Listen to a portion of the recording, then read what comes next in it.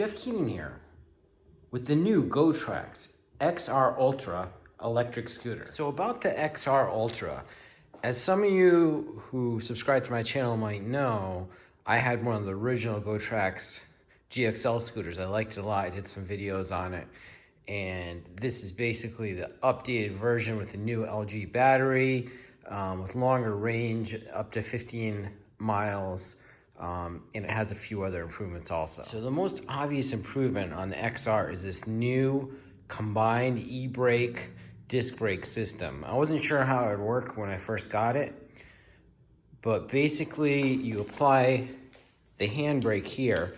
It activates the rear disc brake and the electronic brake at the same time. So I believe it activates electronic brake as you pull it, and as you get deeper into the brake, it goes into the disc brake. So it's using them both. It's pretty smooth. It works really well.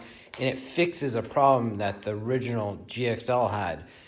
When the battery was full and you went to use the e-brake, basically the controller wouldn't allow you to use the e-brake because the battery is full. It didn't want to overcharge the battery, so you were stuck with using the foot brake, and it could be abrupt, and people would think maybe it's broken or it's not working right. With this system, if the battery is full and you pull the lever, you're just going to go right into the rear disc brake. You're not really even going to realize what's going on. So that's a really big improvement. So about the display, it's pretty much the same, although it looks brighter. The display on my GXL was never completely clear. It was a little bit fuzzy.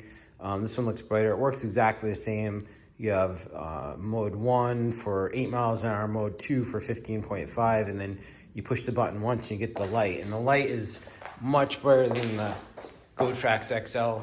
Definitely usable at night, so that's really nice. Now, about the XR Ultra. So they've done some modifications to the way the speed controller works.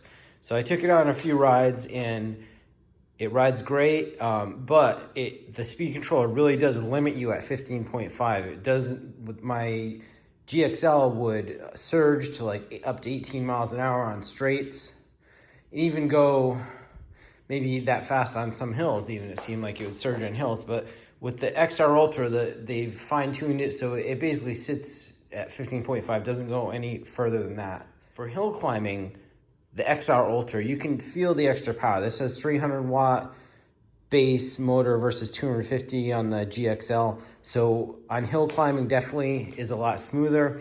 It goes into this low power mode on hills. You can definitely feel it reducing the power on the XR. You can feel the motor straining. This one, it pretty much cuts back, and even on the steepest hills around here, I was cruising up at like 6.5 miles an hour. So that's working really good. This locking mechanism here, it's like basically an extra safety lock so that there's no way you can close up that folding mechanism while you're riding it. So that's a little extra that they added in there. They also give you a bell now with the XR and XR Ultra, so that's kind of nice to let people know you're coming.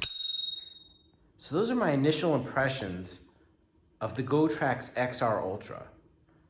Please remember to like and subscribe to my channel. I'm going to make some more videos on the XR Ultra in the coming weeks. I'm going to test the range on this. They claim it's up to 15 miles, so let's see how close we can get. I know on my GXL I was getting maybe 8 miles. The weather's still a little cold here, so once it warms up I'll be able to fully test this out.